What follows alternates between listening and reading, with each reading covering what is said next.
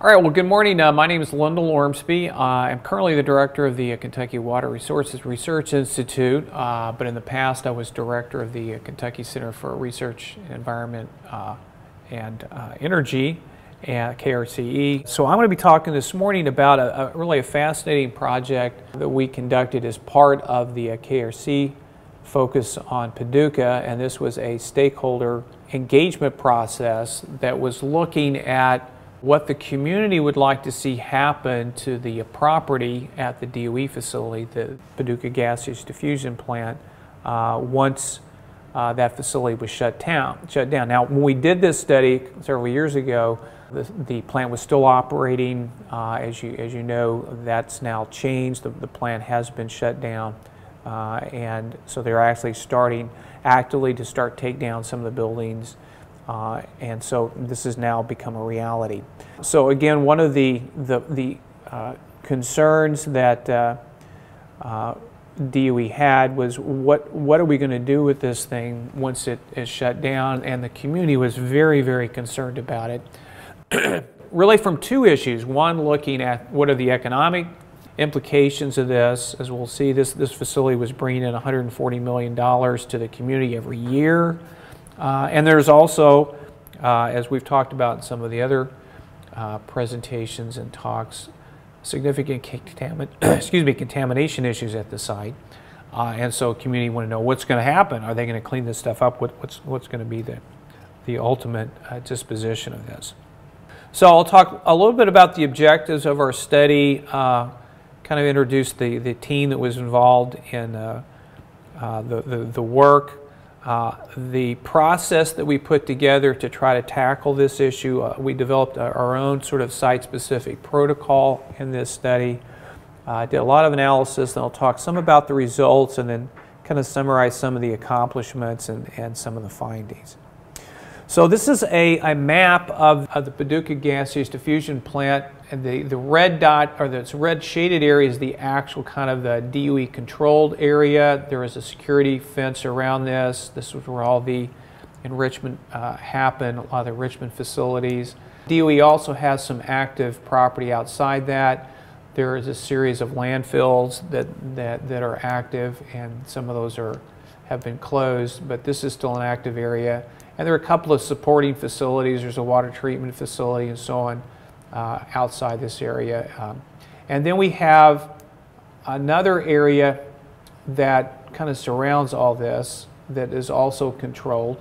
And then part of this facility in this area is basically also part of a wildlife management area that's been leased to the state. So we have the dark red areas are basically areas under operation or control of DOE, sort of about 822 acres. Then you had about 748 acres in this security area. DOE totally owns about 2,000 acres in this additional area around the plant. Totally, we're talking about 3,500 acres of property that is going to be turned over to someone or used for something other than enrichment.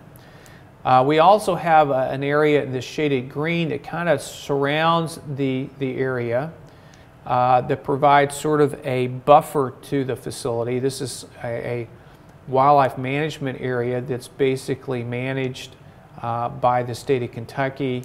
And then some of this other area here has also been incorporated into that, kind of leased to the state to be used as well. So you effectively have this sort of forested buffer area around the plant that not only provides some visual buffer to the complex, but also helps with some of the security.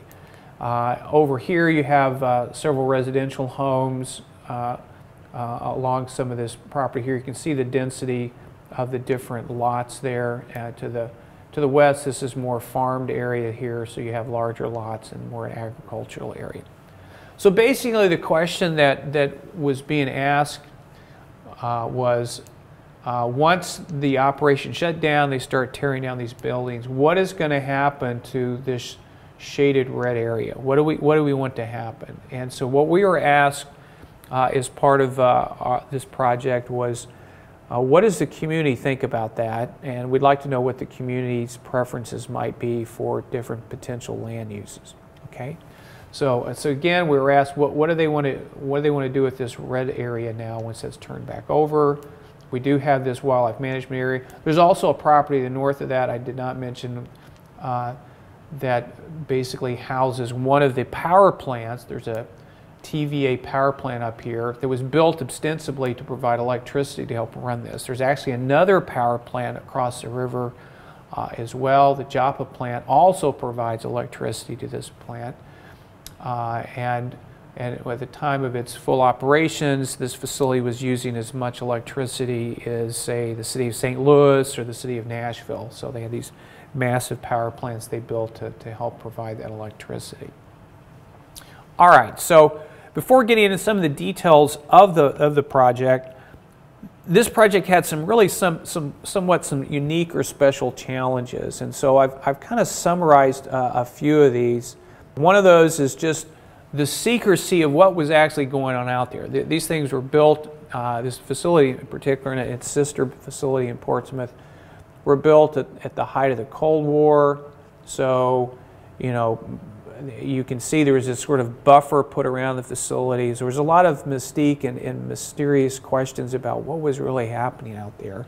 So that was one issue, and some of that still kind of remains even to this day.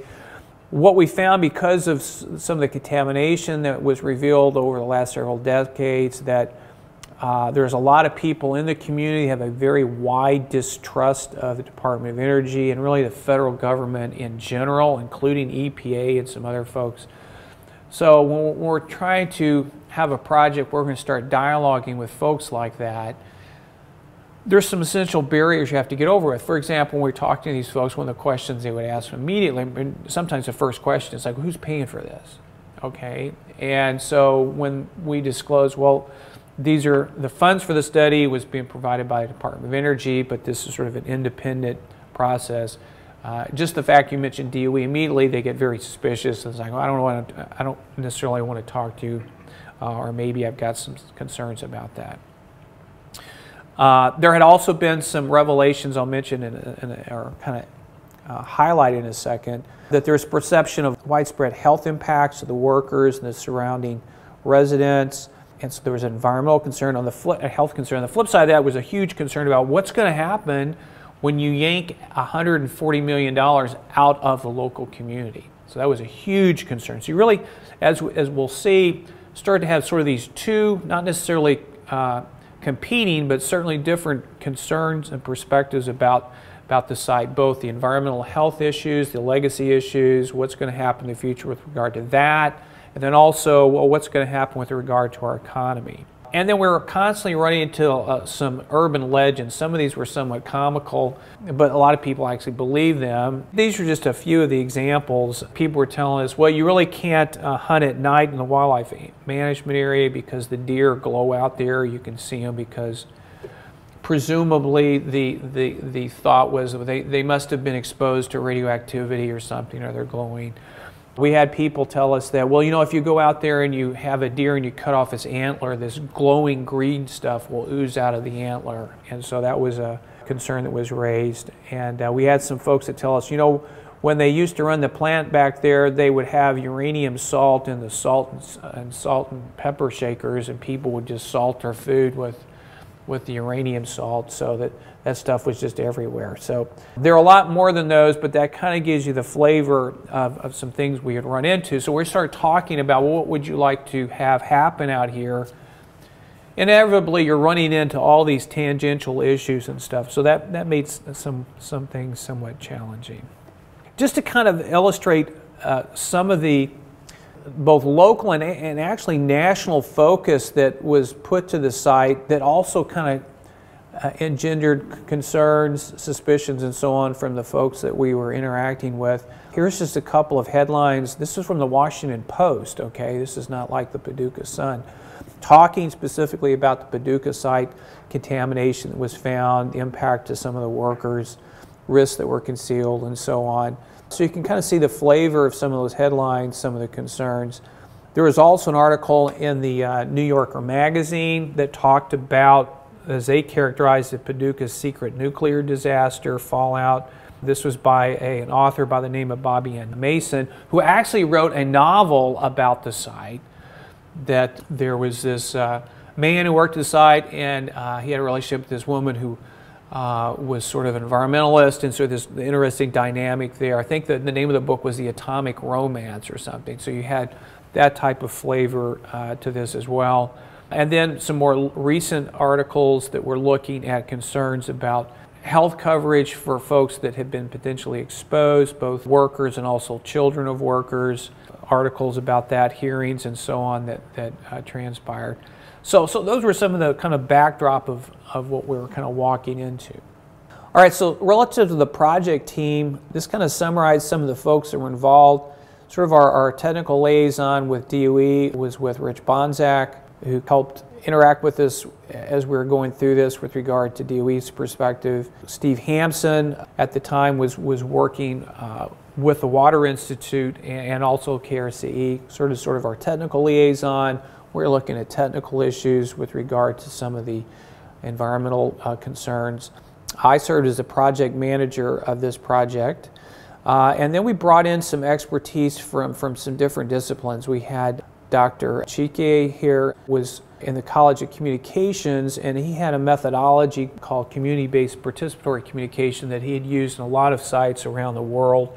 And so we brought his expertise into that. We also involved some folks with the Kentucky Transportation Center that had developed an engagement process using some keypad technology to be able to solicit responses from people in a non-threatening, anonymous environment. So we had him involved in that, and he had a colleague of his at the University of Arizona that he had worked with on this process that also developed some software that you could then look at and look at ways to visualize the interplay and dynamics of different basically independent variables that might affect the way that people view a particular issue. So we had that technology and that expertise. And then we also, in the course of going through this project, generated possible future scenarios, and we used some computer software to generate computer animations of what those would look like. And so there we incorporated the expertise of an individual by the name of John Rippey and Ben Blandford.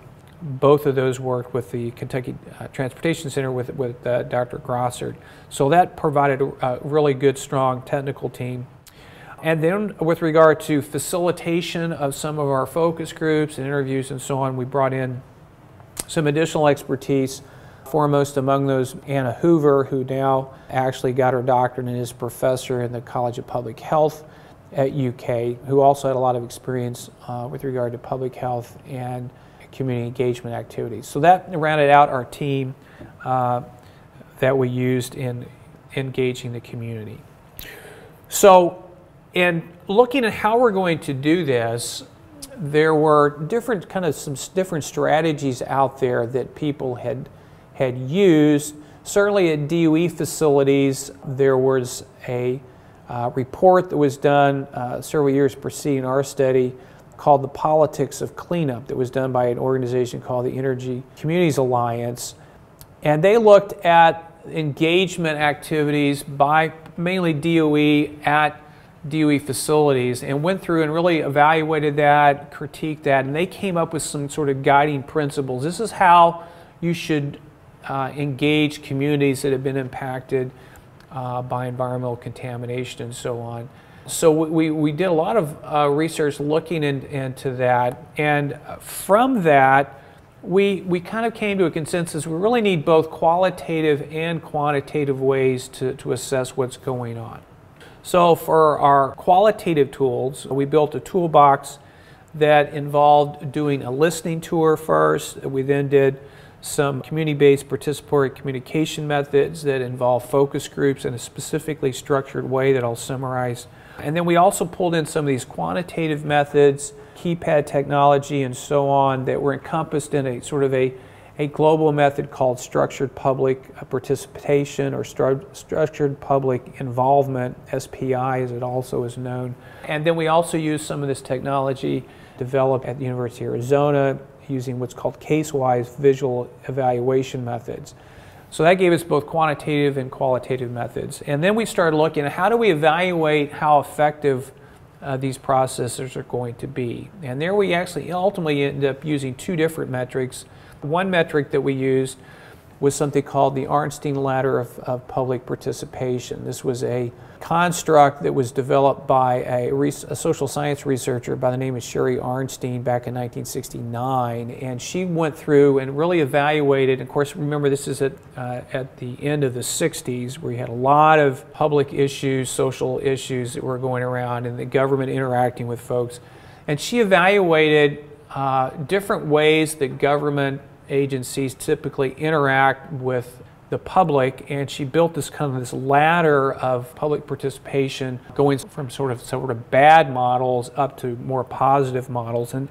And so she identified sort of these eight rungs, from manipulation at the bottom up through therapy, placation, consultation, citizen control, and so on. So we use this as a metric. We would go in and we talk to people. We would ultimately ask them what was their past experiences, and when we would complete our process, we'd ask them to evaluate our process using the same ladder in the context of their past experiences. And that gave us one metric to evaluate, are we connecting or how are we doing here?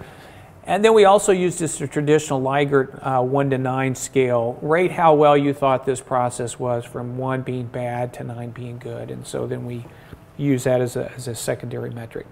And that was kind of one of the distinguishing features of this research based on our evaluation of other work. In many cases, you'd have an engagement process, but no one would ever take the time to ask the question, how well did we do? They just do the engagement, write up the results, and then they would go on. So as you'll see, our responses from the citizens were very positive, so we were encouraged by that this process that ultimately we developed was useful and could be applicable to other processes as well. Okay, so this next slide kind of illustrates this overall process that we developed specifically for this project. So the first step was to identify who are the key stakeholders. We then did interviews with those individuals, and we basically sort of had some open-ended questions, but also asked, well, what do you think would be an appropriate future land use out here? What are your concerns? What questions do you have? And so on. And from that, we started identifying who are the various stakeholders, and we developed a pilot group up front that had representatives of some of these key stakeholder groups. And we use this group as sort of a check as we're going through this. We always kind of bounce things off of them. Okay, does this make sense? This is what we're planning on doing with the public. Can you review this? Are we off base on something? Give us some feedback. How do we need to tweak this? So each step of this process in blue, we would always check things with our pilot group through the whole process. So we did that. Then the next process was to have focus groups. So once we identified the focus groups, identified some of the additional issues, we then would meet with the focus groups, and we would throw out possible scenarios and have them evaluate those both quantitatively and also qualitatively. And really our main focus in the focus groups was to get at this qualitative information. We may be in a focus group and we'd have people give opposite answers. And then so we would use that as a discussion trigger. Okay, this is fascinating. Why did you say this was terrible and you really love this? And as we did that, we would start to uncover some of the underlying motivations, in some cases misconceptions and things like that we would start to identify. So that was a very rich process that ultimately then helped inform later on when we started looking at quantitative results. We had a better understanding of why those numbers were coming out the way and what did they really reflect or really mean. So as we went through the focus group process, one of the things we would ask also is like, what other information do you need to be able to really answer this question? And also, what sources of information do you seem as credible? Because it would not make any sense for us to answer a question and cite some sources, oh, I don't believe that anyway. So we actually then try to identify those sources that were felt to be credible. So from that process, we had about 100 questions. We whittled that down to about 30. And then we had an information meeting that we used sort of an innovative way to basically communicate information to folks, but also engage them in that dynamic, and then also understand where some of the information gaps were. So that was our community open house, and we did employ this SBI approach where we used the keypads to do that. After doing that, we then had a series of community scoring meetings where we'd go out and have people evaluate scenarios, and then we took that data and also did some of this case-wise visualization and evaluation to get some deeper insights into what was happening. And then finally, we actually built a website that we also used to generate some additional scoring, that all this was then synthesized and put into a final report and then a database of all the data. So that's a quick sort of roadmap of where we're going to go then in the next few minutes. As I mentioned, the first thing we did was identify the various stakeholders. This is a list of kind of what we came up with. Ultimately, we had about 44 different groups or organizations, or some cases individuals, that were identified as interested in this particular topic, that is, what is the future land use going to be? And you can see there are a lot of different distinct groups there. Trying to work explicitly or distinctly with 44 groups obviously was not feasible, so we ultimately kind of lumped these into sort of a similar type of groups. But once we identified the groups, we did go out actually and do as many distinct interviews as we could. And ultimately, we spoke with 80 different individuals that kind of covered the spectrum of those groups. We presented them, hey, this is kind of what we're thinking about doing. Do you think this is a credible approach to take here? We also asked them specific questions. What are your concerns about the future of the site there? What opportunities do you see? What are some of the challenges? And what additional background information do you need? And then we also asked for additional stakeholders. So we use what's classically known as a sort of a snowball sampling method. We ask somebody, they point us to somebody else. We keep doing that, and then we would keep looking at our answers. And once we got to a point where we're no longer getting new information, we knew we kind of reached saturation, and that's kind of the process that we employed. All right, so we had those like 44 different individual stakeholder entities. From that, we kind of pulled that down to sort of 16 clusters. We then tested our protocol that we're going to use with this pilot group. And then the pilot group, we then constituted trying to get a representative from each of these different stakeholder groups. You guys are kind of be sort of our advisory group. So we then tested our whole protocol on them. We did this in October over 3 days. Unfortunately, we could not get all 16 people in the same place at the same time, you can imagine, but we were able to get everybody over 3 days and get a lot of good feedback. And so we presented our protocol, had them critique that, change that, and then ultimately we then submitted that to UK's internal or institutional review board to approve the protocol, since we're working with the citizens and so on that process. So from that initial interview process, we identified several things that were all kind of impacting this ultimate question of future land use. We had community values, and there were certain vested interests that were providing input to that. Economic stability was an issue that we've kind of talked about. And on the flip side of that, you also had environmental sustainability. So you had these two kind of not necessarily opposing forces, but certainly different perspectives. We had uncertainty issues that were in play. When was the plant actually going to close down? There are folks that said they've been saying that for years, it's never going to happen. Ultimately it did. Uncertainty about how much it was going to cost to clean up things. Is the federal government actually going to provide any money to do this? What's going to happen? We also had some other risks. This facility is down near the New Madrid Fault, so there are questions about seismicity issues. How might they impact future land use? There are environmental risk issues. There are also health risk issues that have been in the literature and the press. So all of this sort of behind the scenes is impacting somewhat what people are thinking about future scenarios. Some other key factors beyond just what future land use would you like out here, there are other key factors that could influence what that would be. So one of those was just the land use area, the industrial facility area, and so ultimately We came up with sort of 6 kind of broad categories of what might be done out there. A nuclear industry type of solution, heavy industry, light industry, some type of active recreation, soccer fields, ballparks, things like that. Something more passive, where we just kind of extend the wildlife management area. You may have some like trails or something that people walk on.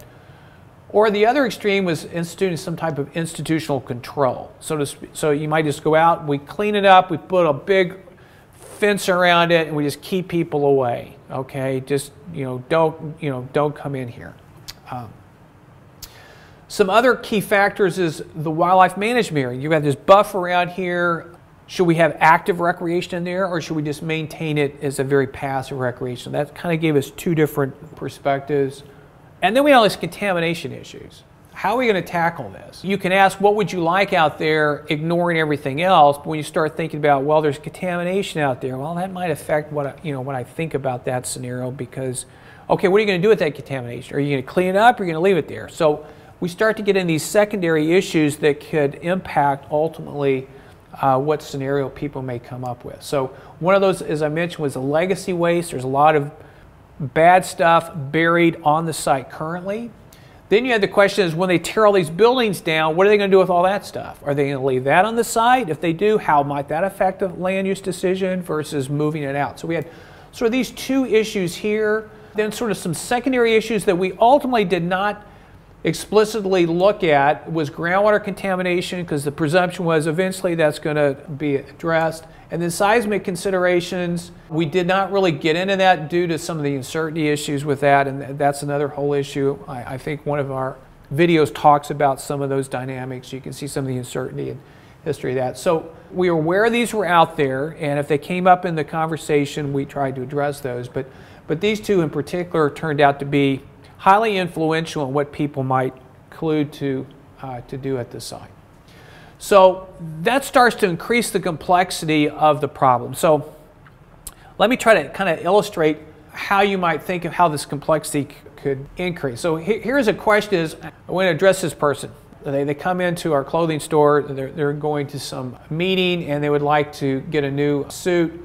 What are the possibilities? So one thing is, if we had 3 possible jackets, and say 3 possible pants he could wear, 3 shirts, 3 different types of shirts, 3 ties maybe to look at, 2 pairs of pants, or 2 pairs of shoes rather, that would be 162 combinations, okay? So just with a few different independent variables, the number of combinations possible starts to kind of mushroom, all right?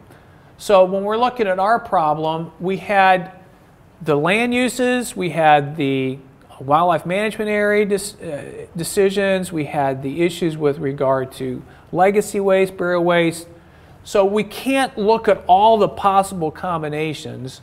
So what we did is we got together and we strategically tried to put together 12 possible scenarios that would certainly look at some of these different land use scenarios, but also try to pull in some of these secondary factors. So we had the land use issues here, the 6 that I mentioned. We then had options of the wildlife management use. Do we add additional active recreation, or do we keep it passive recreation? What do we do with future waste? Do we ship none of the waste off-site? Do we ship part of the waste off-site, or do we shift all of it off-site? What about the legacy waste? Do we just leave those landfills as is, don't bother them, or do we excavate them? So we started to get some combinations. Now, if we looked at all the possible combinations, we'd have hundreds to look at. So we had to kind of pick a decent combination, and there subsequently we used this cave analysis, and I'll mention later on, to try to fill in some of the gaps. So ultimately we developed a portfolio of 12 possible scenarios that would have some combinations of all these to look at. And then we ultimately had people talk about those and evaluate those. And again, all these scenarios were developed after we had had these interviews. We had met with our pilot group and talked to people. Based on what they told us, this is what we came up with. So the point is, we didn't just sit around and say, hey, let's think up scenarios. We listened to the community. We tried to see what they were suggesting, what issues they thought were important, and we built this sort of a palette, if you want, of possible things to look at. Okay, so for each of those 12 scenarios, We ultimately then generated some computer visualizations of what these would look like.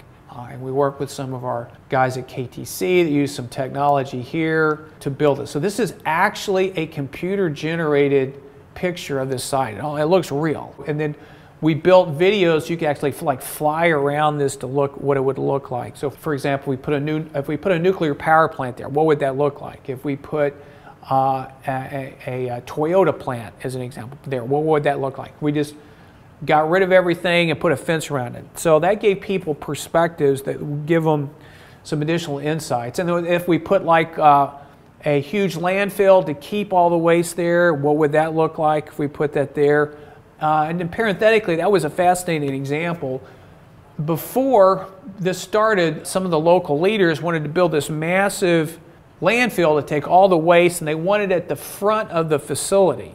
And as we were going through these focus groups, we showed them what that would look like, and they were all aghast. It's like, oh, we can't do that. That looks horrible. You know, that will dissuade anyone from coming out and using the plant. Okay, so through several years, they've ultimately decided to put this thing at the very back of the facility. So that's one example where these visualizations were actually helpful in helping decision makers to say, oh, I didn't think about it look like that. So. And then subsequently impact a decision. So this is an example of one of those scenarios. This was the nuclear plant scenario. And so we looked at some sites and kind of figured out how big of a footprint that's going to take and kind of oriented to the site so people could kind of see, okay, this is what that would look like. Do I like that or not? Okay, and here, for example, we showed if we put this nuclear waste facility off to the side from all these buildings being torn down, where that would fall on this site. With our pilot group, we had a series of these presentations. We would present these scenarios, get them to quantitatively score them, but more importantly, we're really looking at, hey, does this make sense? How's this going to look? Is people going to be able to understand this?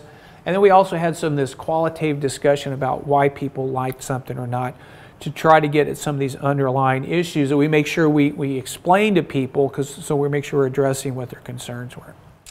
All right, so after we did that, we met with our pilot group, they finalized things. We then went and actually had our first series of focus groups.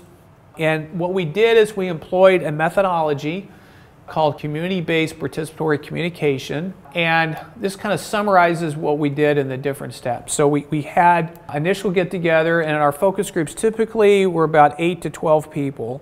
We first had an exercise where we had basically flip charts and had people identify, what do you value about the community? What are things you're looking to preserve? What would be an ideal community to you? We also had them go through an Arnstein ladder exercise. What's been your past experience? What are your expectations for interaction? We then took the group and we split them up into small pairs of typically 2 to 3, and we gave each one of these pairs a scenario.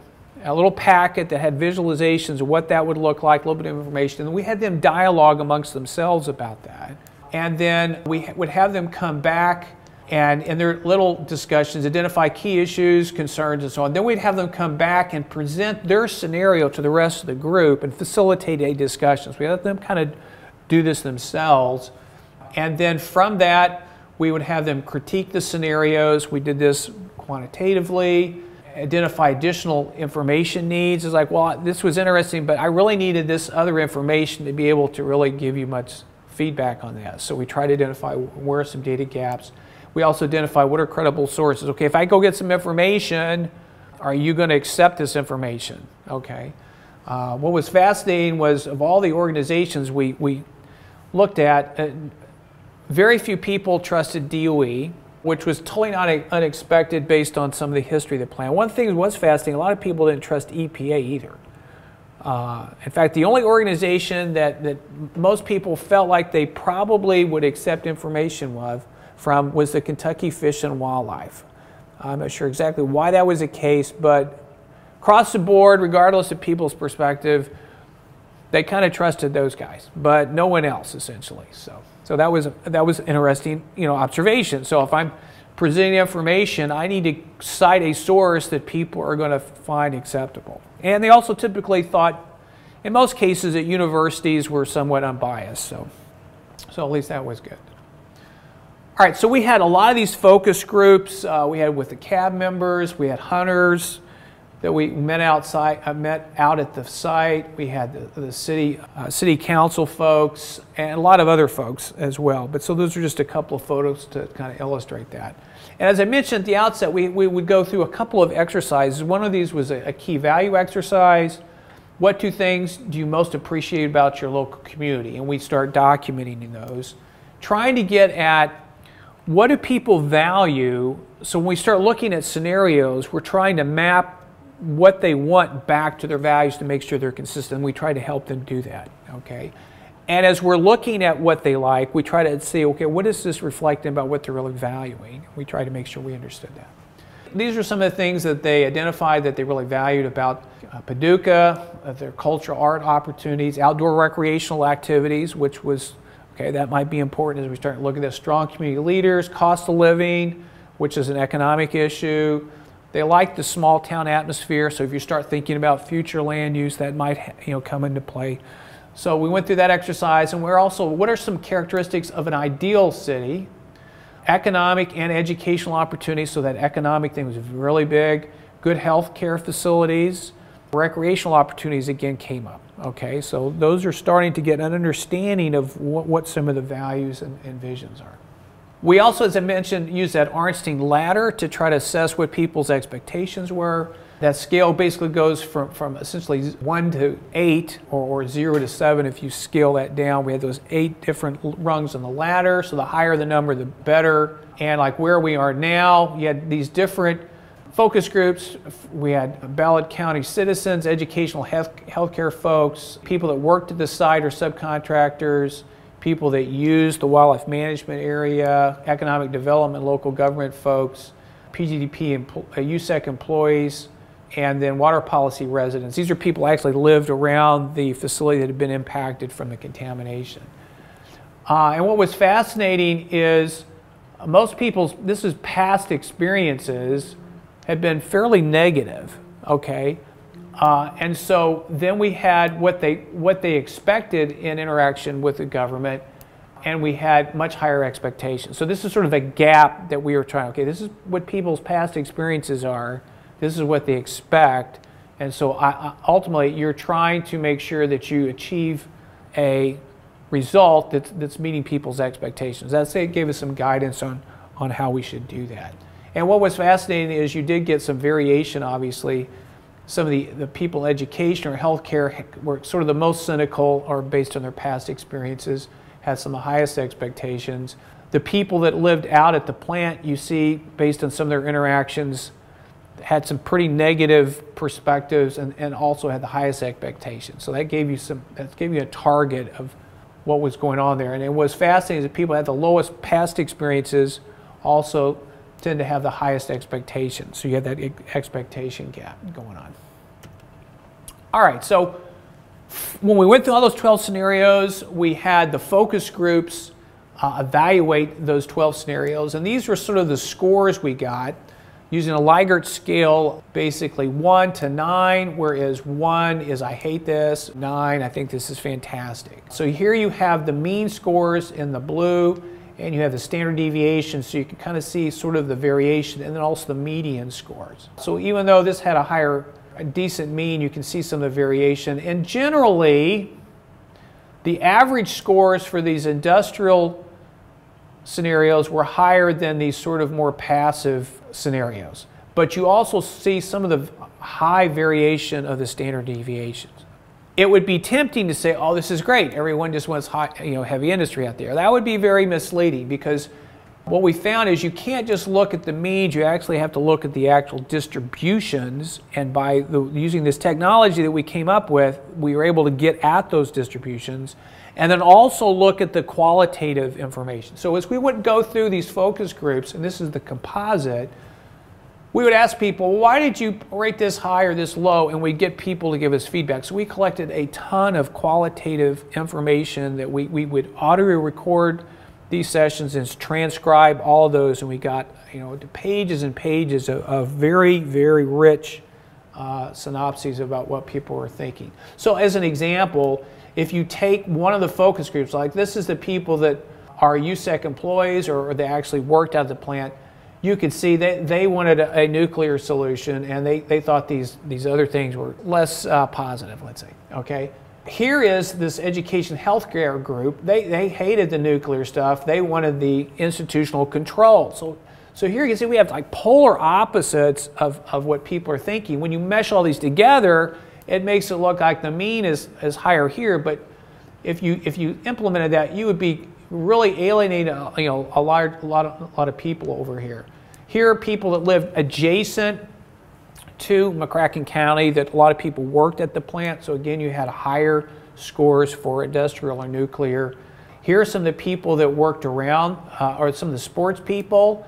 They did not like a nuclear facility. They wanted something more expanded recreation and so on, wildlife management area. So you can see some of the polarization of those kind of results. This was a group that actually lived close to the plant, and they did not like these nuclear options. But what was interesting, they were okay with more of the heavy or light industry, okay? Because that brings some economic development, maybe something positive to the community. They were a little more positive than some of the other groups on some of these recreational options, but certainly did not like, a nuclear facility. They've been living with one, and they would like to get rid of that. We also then went through for each scenario and looked at each of the stakeholder groups to see how they varied on that particular scenario. That gave you a lot of insight as well. Generally, you can see for the industrial solutions, which were 1 through 6, you had more people favoring those passive recreation, institutional control solutions. You can see most people had lower scores, although you did have some groups that did like those, okay, that kind of stood out as well. And so that kind of gave you some of the insights. You start to have a better sense of the dynamics that are going on for those. Just to give you a flavor of some of the qualitative comments, I'm going to just highlight a few of these. The nuclear industry solution, basically people were trying to balance economic, environmental, health, and seismic risk, depending on their perspective. So the green are some of the positive comments, like, look, we already have nuclear, we know what it is, so this would be good. There's a lot of jobs that we can get with this. There were some qualifiers, if it's safe. Again, it would bring a lot of jobs, but in the end, you've got a potential for an environmental disaster and more contamination. But we did have some negative comments as well about nuclear. Some of these I love. This is my favorite. It says, when God built a nuclear reactor, he put it 63 million miles away. That's where they ought to be. So you had some flavor of some of the environmental folks and so on that were very much opposed against that. But that gave you really a rich perspective on what people were thinking. When you went to heavy industry, you had more positives, but there were still some people that were still somewhat skeptical about that as well. So again, you're weighing some of the economic and the environmental issues. With regard to light industry, we tended to get more positive comments, at least qualitatively. This seems like the easier one for the public to swallow. It's easier for people to accept. It's still got some jobs. Some of the nuclear advocates weren't so happy about this because, well, we got all these nuclear workers and now you're going to put a light industry. So, but most of the environmental people and health people were much more positive about this. Then with regard to recreational issues, generally most people had concerns. One is, well, will it ever be safe enough versus, well, there won't be any jobs. So you had kind of both sides kind of coming together and some common perspective on that. So you can see this was structured recreational use, a lot of negative comments. The extended or expanded wildlife management area, maybe of those three, kind of got the best of the non-industrial solutions. So a lot of people kind of thought, well, that might be okay, but there were also some concerns out there. And then when you went to the institutional control, just basically building a fence around it, a lot of people were concerned about that, although you did have a few positive comments. So we built this really rich database of all that information that helped inform us when we went to our public meetings and we started getting scoring on things. We could start to say, oh, I can understand probably why they're scoring that way because of what we learned from this process. All right, then we went through all of our focus groups and had them rate the process on a Likert scale of 1 to 9. Here you can see the distribution of those scores, and from our perspective, that was really good. The group that had the lowest score was not unexpected. That's the folks that lived around that plant, had some very negative experiences, and so they're just skeptical and somewhat cynical about anything. So, but nonetheless, we still got a fairly good score from them as well. So that gave us some confidence that, hey, this process seems to be acceptable. We're going to then move forward to the next step, a broader interaction. So the next thing we did is we took a lot of the questions people had, and we went through and developed a community open house. And so we identified these questions from our interviews, our focus groups. We went back historically and looked at other previous meetings, some other studies that had done, and we identified 100 questions, basically found the answer to those, but we obviously recognize you can't just go in a public meeting and answer 100 questions. So we pared that down to 30 questions in 5 categories: the past, the present, the future, science issues, and cleanup issues. And we ended up within 6 questions in each category, and we basically had a public meeting and we had a Jeopardy game. So we had a screen with Jeopardy questions, and everybody had a keypad, and then we basically had people self-select their favorite season of the year, and that created 4 teams. And then we would show a question, we let the audience pick which category they want to start on, pick a question. We would then put up a multiple choice question, let them pick what they thought the right answer was. We would then reveal the right answer, and we would keep score. And so we kind of made it somewhat fun, but also, and then when we gave the answer, we also gave a citation that we had already researched people would accept. So that made it for an interesting format. People can anonymously get information to them, but we also, going through that, because we're collecting all this information, identify where people had misconceptions, data gaps, and so on by the answers they were giving. So it served 2 purposes there. So basically had these public meetings for informational meetings. We would go in and set the ground rules. People would select the team they're going to be on. We would go through all these different questions and then reveal the answers. We also then provide an opportunity for some follow-up in some cases. Ultimately, we had a couple of meetings. We had 70 participants that came out for this. It gave us a lot of rich data from that. We did a significant promotion on this. I'll just summarize. You can see the extensive nature of how we hit every media outlet, type of venue that we could think of. We would have liked to have a little more people come out from the meeting. One of the things we encountered was there had been a lot of burnout just from other meetings in the past on this topic, so it was somewhat difficult trying to get people enthused about some of the meetings, but nonetheless that gave us a statistically significant data set. So just as an example, I threw a couple of what those types of questions were. This was one, for example, in the past, what was the purpose of the plant? Produce electricity, enrich uranium, assemble nuclear fuel rods, assemble nuclear weapons. These are things that people thought about.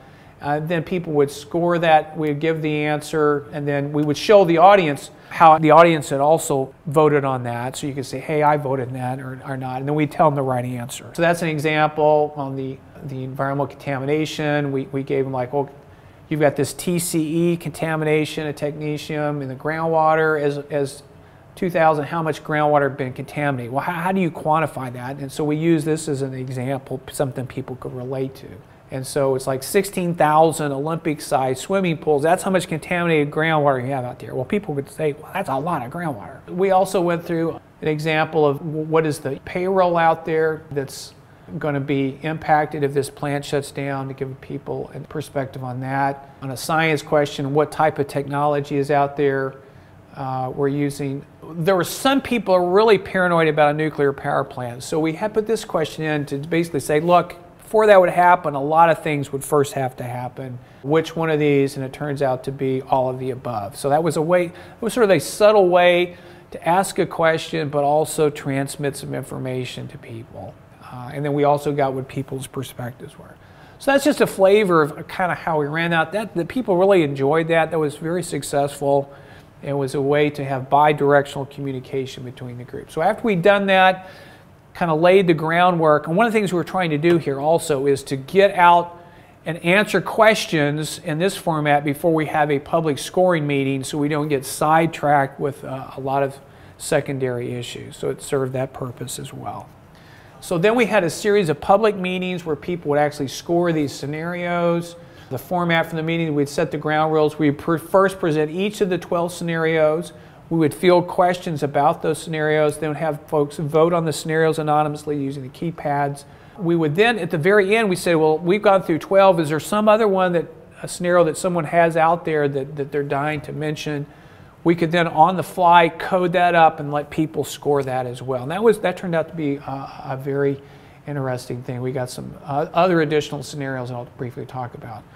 We voted on them, and then we had them evaluate the process. So we actually had 3 of these meetings in the region, ultimately 103 participants, that we got a lot of good data. And then we also had them score, at each of the meetings we had them score the process. And again, using this Liger scale, we were very pleased with people gave the overall process very favorable ratings.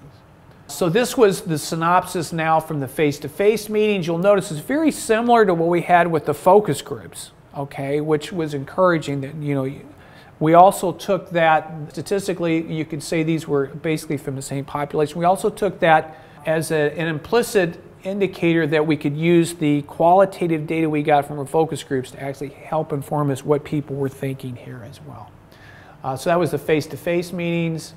Then we took some of these suggestions from the floor, and we had 4 scenarios that really scored really well. One is to build an alternative energy center, like solar or something like that.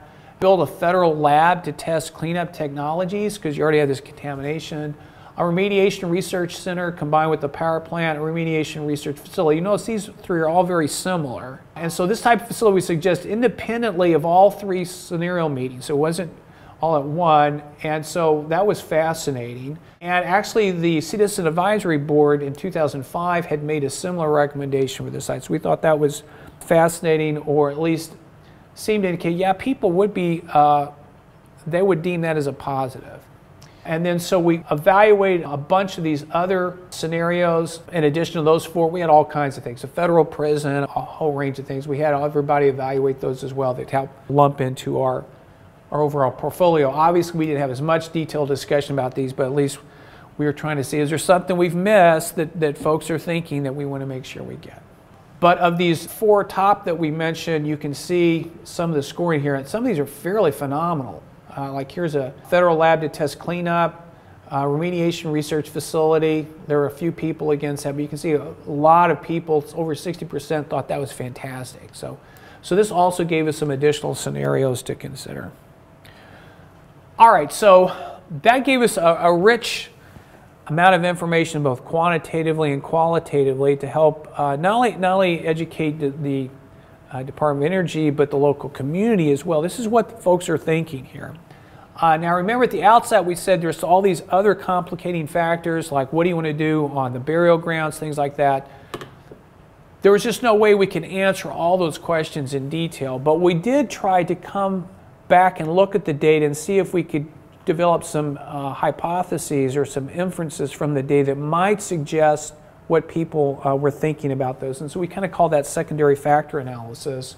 And one of the ways to do that is, if this is a matrix or like a chessboard, and we're only sampling a couple of these, maybe we can take these data points and try to fill in a surface that would allow us to kind of guess what these other cells would be like. And then from that, we could figure out, okay, this is a good solution, this is a bad solution on a score.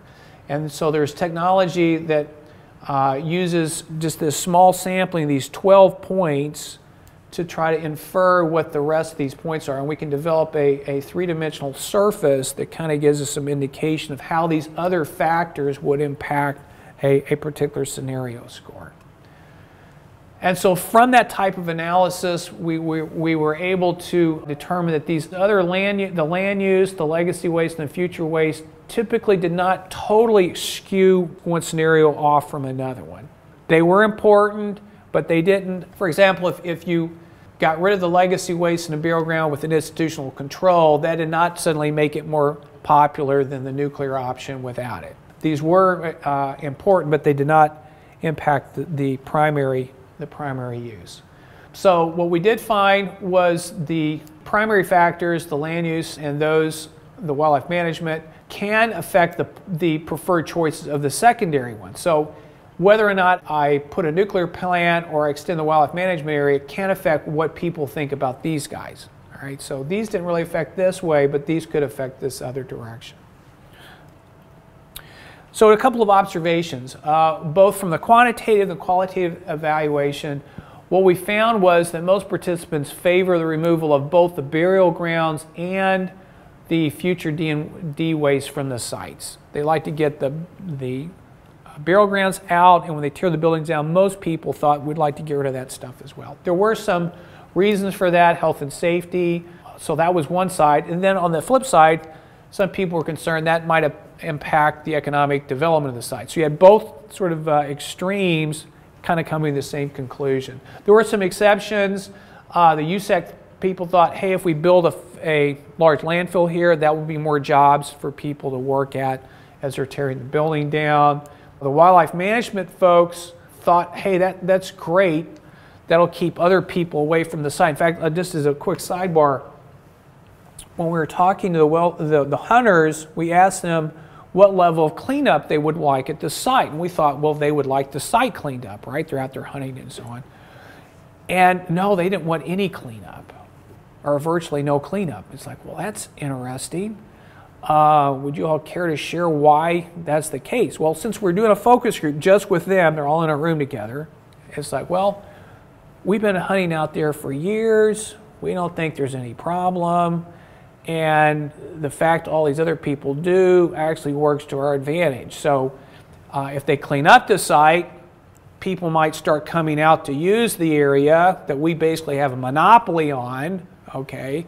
And so if they clean up the site, we might lose our monopoly, all right? So without actually sitting down and talking to those folks, if you got that result, you'd be saying, that makes no sense. They're not logical. Well, in fact, they were very logical. Their decision was totally tied to their values. They valued the property. They valued using that, and so that made perfect sense to them. And so here's another example. They were fine building this huge landfill there because they thought that would keep more people away. All right, so they were okay with that. So again, that underscores the importance and the value of this qualitative analysis we went through to really inform what was going on. And then the environmental community was fascinating. We had some folks that absolutely wanted to get rid of the waste. This is terrible. And then other folks that were really struggling with the moral dilemma of, there's been all this waste created here. Is it ethical for us to ship our waste to someone else to deal with? And some of those folks said, no, this is our waste. We need to be responsible and deal with it on site. So that was fascinating as well. But again, reflects the benefit of sitting down and talking to people, understand what's motivating them.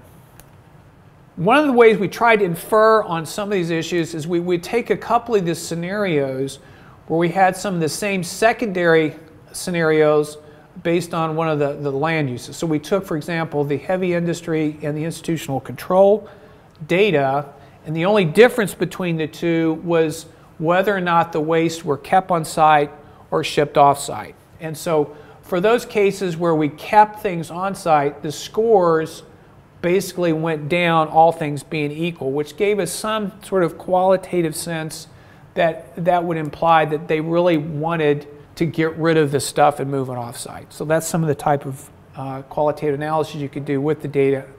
I could talk more about some of the implications of that, but that's an example how we were able to kind of tease out some of this secondary information.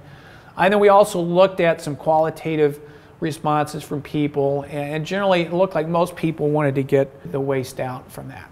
When we looked at which one was more important, the burial grounds or the future waste, typically we found people had a higher preference. For example, if I have this much money and I can only get rid of one of the two, which would you prefer? Most people want to get rid of the burial grounds. Again, some of the same reasons as before, and again, some of the exceptions to that you got here. Again, we could infer some of that looking at the nuclear option. There, the only difference between those first two scores was excavating burial grounds and keeping the D&D waste, or keep the burial grounds and excavating the D&D waste. And this scenario here typically was scored lower at all three of our meetings. So that gave us some idea that, well, then it looks like people probably would prefer excavating the burial grounds and keeping the D&D waste if they were forced into that option. So that gave us some additional insight that we could not have done up front when we didn't have the ability to actually tease out these questions directly just because of the number of scenarios. And then using this other analysis, this was digging up the legacy waste versus leaving the legacy waste as is, and you can look at this scenario, more of the surface is higher than this surface, which would indicate that would be preferable. We could use this other type of visualization to get at that type of analysis. Again, I could speak for a long time about the technical details, but hopefully that gives you a general idea of what we're talking about. Another thing we looked at was precision analysis. We looked at, did our scoring vary a lot from place to place, from meeting to meeting? And generally we had these 3 face-to-face meetings, and then we had online stuff that I'll talk about momentarily. Generally the scoring across all 12 scenarios, you can see statistically where it was fairly consistent. The only outlier we had was really Ballard County folks that tended to favor the heavy industry maybe than some of the other folks. But other than that, they gave us some confidence that people were pretty consistent no matter where we were having the meetings or the general geographic location. We also looked again against all 3 meetings to see if scenarios typically scored fairly similar there, and you can see they typically track pretty well regardless of where the venue was and the group of people there. And then we also looked at these type of results from we compared the focus groups and the general meetings, and you can see they're fairly consistent. So that gave us some confidence that the focus groups were reflecting, certainly in their qualitative comments, what were some of the motivations behind the larger public and some of our larger public meetings. We also did some demographic analysis to see if people's age impacted their solutions. And again, you got some variability. Some of the younger folks, this was kind of fascinating, preferred more of the non-industrial sites. We had one group of college students that helped provide that. So that was an interesting perspective where some of the older folks tended to more support some of the other ones. And then we also looked at gender to see if that was an influence, and really not really that much significant on the scoring. They tended to track fairly well. One thing that we did have somewhat of a concern about was the age of the participants at the public meetings. And so these were the 3 meetings we had, and we looked at people's ages, and you'll notice we have sort of a demographic hole in the 30 to 40 years old. And there are obvious reasons for that. Most folks in that range have kids, they're doing soccer at night, they don't have time to go to some public meeting. And so that was one concern, because if you look at the demographics of both McCracken County and Ballard County, most of the folks living in those counties fall under that demographic. So that raised the question, gee, are we just sampling the outliers here? Are we really getting at the actual distribution? So that was a concern. Gee, maybe we're just getting these like extreme samples. What about most of the folks in here? So we then came up with some other ways to try to get at those folks. And what we did is we developed a website that people could go through the same 12 scenarios, score those, provide feedback if they wanted to. And then we started looking at ways to drive people to that website. So we built this huge website with all the background information, the survey, everything. And then we went to the Chamber of Commerce that had a lot of folks in that, and we went to some of their meetings, promoted the site there, and also the Rotary Club. We sent out emails to folks to try to drive them. We actually met with the water policy residents, sent everyone a personal letter in that region to try to increase that. We also put some notices up in libraries and the newspaper. And then another unique thing that we did is we spent a whole day at Heath Middle School in the science classes, and we would go through a presentation about the plant tailored for that audience, and then we had the kids role play. They all assumed some type of role, like you could be the mayor or a resident out around the plant or work at the plant or a doctor. And we said, hey, this is in your backyard, your community. This is a problem. What do you kids think should be done out at the plant? We let them provide some scenarios. We then scored them, and then we gave them, or the teacher gave them all a homework assignment. We gave them a little postcard to take home to their parents and have their parents and them get on the website and go through the scenario and score that. If they did that, they would bring back a signed card and they got extra credit. So we went through like 6 science classes. So we saw this huge spike on the website following that exercise, and we could track, I think one of the metrics we also collected was their ages and so on. So we were basically able to fill in that hole by and large by doing that, also in concert with our other activities. So that turned out to be very successful. This was the overall scoring scenario. This was in the online. You can see they tracked fairly closely. You got some variation. The online scoring didn't have quite as high as a nuclear scores, but nonetheless we were able to assimilate all that data. And then we had a combined distribution, again, that came out fairly similar to what we had before. The nuclear, at least on the means, were higher. You had some of these scores, and then of these solutions over here, some of the wildlife management area scenario tended to score higher there.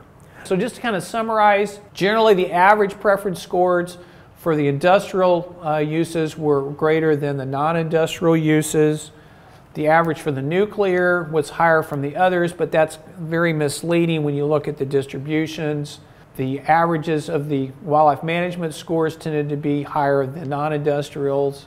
And among the industrial land uses, the heavy industry had the least polarizing responses, although qualitatively, probably the light industry had the least negative comments. And so as you look at these scenarios, this is scenario 1, 2, 3, 4, and so on. These were the industrial scores over here.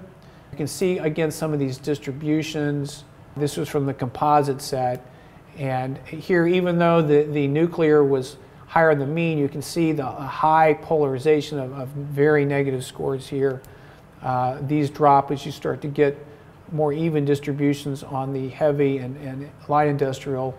And then generally, the flip side of that, on the non-industrial uses, you have some very negative scores as well. The one that was moderated of those probably was the one just to expand the wildlife management area. So that gave us some additional insight into that. And then we also looked at the online meetings, the 4 we had, and then the online scores all composite against all the scenarios. We could kind of see, are there any radical variations of theirs? And you can see they're fairly consistent. You did have this one meeting we had was somewhat of an outlier. That meeting in particular, part of the protocol got preempted because of some time issues, but nonetheless they're fairly consistent. So with all that information, let me try to put this into a few words. Some of the things that we're able to accomplish, we developed this totally new engagement protocol that involved both this qualitative process and also the quantitative process. Did some very unique things. Certainly that Jeopardy game format for bidirectional informational exchange turned out to be highly popular and successful. First time this has ever been done that we've been able to identify in the literature, and we think this can provide a roadmap for a very successful methodology for DOE going forward. One of the things we're also able to identify was how to get at people's values. We were able, we think, to really help build some of the trust back up by a couple things. One, having that pilot group that represented some of the key stakeholders and getting them engaged. The real-time results and the keypad technology, when people could see the results immediately. It was like no shenanigans are going on behind the scenes. Sometimes we'd have people purposely put a score in just to see if it showed up there, for example. And then having the Ornstein ladder and the Likert scale, actually having, and we did this in real time. So, okay, what do y'all think about us? Boom, there's a score. We got graded in front of everybody, and I think that helped build some credibility as well. And the process also provided an equal voice to all participants using the keypads. One of the problems historically with public meetings is you get a few individuals that show up and try to monopolize what's going on. By building a very structured process, we were able to manage that. Invariably, we still would have people that would try to kind of We had the ground rules, people agreed to that, they would invariably try to just toss those aside, try to get up and start grandstanding. And one of the things that we were able to do is we had a slide we would put up and say, okay, we've been talking in response to your question for about 5 minutes here. We're now going to ask the whole group here whether they would like to continue this discussion or they would like to, in the interest of their time, like to move on. And everybody could vote anonymously and come back and say, well, you know, your fellow citizens have spoken. This is a democratic process. Whereas this is an important issue, we'd be glad to talk more about this afterwards. In the interest of everyone's time, we need to move on in response to what everyone else has requested us to do. And that was a very effective way to try to manage those situations where you had someone that came to the meeting solely because they had an agenda that they wanted to promote and really were not interested in trying to engage in the process. So that was a fascinating observation as well. And so, as I indicated, we think this could be applied to a lot of other engagement processes, not only with DOE, but throughout the entire government. We also found out that there's a lot of diversity in the stakeholder groups. We're able to identify and document their values, concerns, data needs, trusted data sources. We documented community experiences and expectations. One of the things that we found using that Likert scale is that the community does not expect full citizen control. One of the perspectives of agencies is like, oh, if we can get them involved, they'll try to take over the process. And there's always maybe a couple of people who may like that. But by and large, on that Likert scale, people typically did not take the first or second rung. They were just looking at a partnership. And we also found that present expectations can be highly influenced by past experiences. It's important to really take some time to listen to people's concerns. We put together a lot of information about the history of the plan, all kinds of information. This was put up on a website at the time, paducavision.com, that provided narrative summaries, FAQs, frequently asked questions. We had a huge document database. If people wanted to go and do their own research, they could do that. We had all these computer visualizations they could look at. And then we tried to document people's preferences, both quantitatively, and even the quantitative analysis, we certainly moved beyond just the mean values. We got the distributions and so on. And then also qualitatively, which provided a very rich data set. So just a few final slides. Generally what we found, of the 6 major possible land uses, the industrial land use scored higher than the non-industrial land uses. While more participants supported a nuclear option than opposed it, it also received very strong opposition. Although the heavy land use actually received even more strong opposition, the light land use typically received the lowest negative scores. Among the non-industrial land uses, the expanded wildlife management option received the most favorable responses, although only marginally better than the other two, the structured recreation and institutional control. So that's just sort of the highlights there. Some of the general land use findings, it would appear that most people would like to get rid of the burial grounds, and I think currently DOE is actually maybe looking at taking some of those up. Some other general findings is, to the lesser extent, they would also probably not like to have a new waste disposal facility out there based on environmental and future economic development concerns. Some of this might be due to the siting. I think right now they're looking to put the facility at the back of the plant, so I think some of the opposition might be less than what we were initially looking at in some of our scenarios. And we did mention there were a lot of people, though, that did want a facility on site. In addition to those 12 we looked at, perhaps one of the most interesting things that come away from the study is a lot of people really resonated with this concept of some kind of research center out there. That probably got maybe superior scores, as I recall, even to some of the industrial. If you're maybe looking for a win-win scenario, obviously funding is always an issue, but conceptually that seemed to be something that people felt was pretty positive or favorably about that.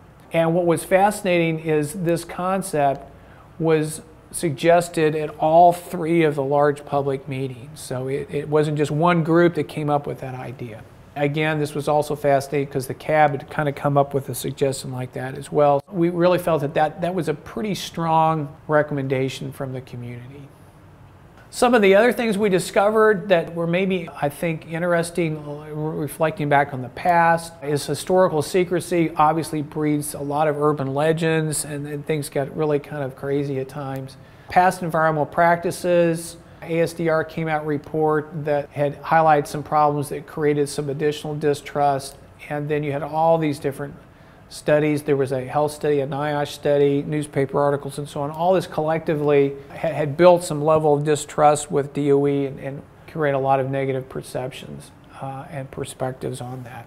Some of this regulatory information here that's summarized, it really requires taking the time to listen to folks. I think some of the reasons sometimes people are afraid to do that is they think, well, this is just too complicated for people to understand. It'll be over their head, and I think while this is absolutely an incredibly complicated issue, I think if you take the time to break things down into pieces people can work with, I think that people are smarter than sometimes we give them credit for. That is the general public. They can assimilate information. They can understand things if you just take the time to explain it to them. So I think in many cases the problem is not their problem on the receiving end, it's our problem on how we're communicating that information. And I think sometimes government agencies have had negative experiences at public meetings where they've lost control of the meeting, so their response is, well, we'll never do that again, okay? Instead of trying to find out a more effective way to do that, and just really a lack of an effective strategy to involve the public. And if nothing else, that's one of the things we think this project has accomplished beyond the overall goals with regard to identifying land uses is be able to develop and validate a process that seems to work. One thing that was somewhat surprising to us is in talking to folks, most people did not feel like the Citizens Advisory Board was really representative of them. The Citizen Advisory Board is an entity that DOE had put together as part of their regulatory process that's supposedly representing the community. And in most cases, people did not feel like that the CAB represented them at all. In fact, we ran into one public official that didn't know what we were talking about. And we thought, well, that's not real positive. So we thought this was somewhat significant, for example, for DOE going forward when you're putting together a CAB. There's something to think about. How can you make those either more representative or at least come up with a way to deal with that perception? At least that perception was true here. That may not be true in other communities. And then finally, we felt like at the end of the study that you shouldn't look at this whole engagement process as just a one-time thing. This should be the beginning of a continuing process. So DOE should be thinking about how they can continue to engage the community in effective ways. And we feel like we've laid out a roadmap how to do that, and certainly put together some tools and methods that we think that were validated by the community, that they like that we feel like could be positive. That kind of summarizes what was a 3-year project. It was very intense, a lot of interaction with the community, a lot of traveling, a lot of interesting meetings, sometimes some tense meetings, but just kind of staying true to the protocol that tend to give us a roadmap to get through that. And we think at the end of the day that the process was well received, and we got a lot of great information that will hopefully help the decision makers right now that are still struggling with what are they going to do now that the plan is actually closed. And so with that, I'll close, and thank you for listening.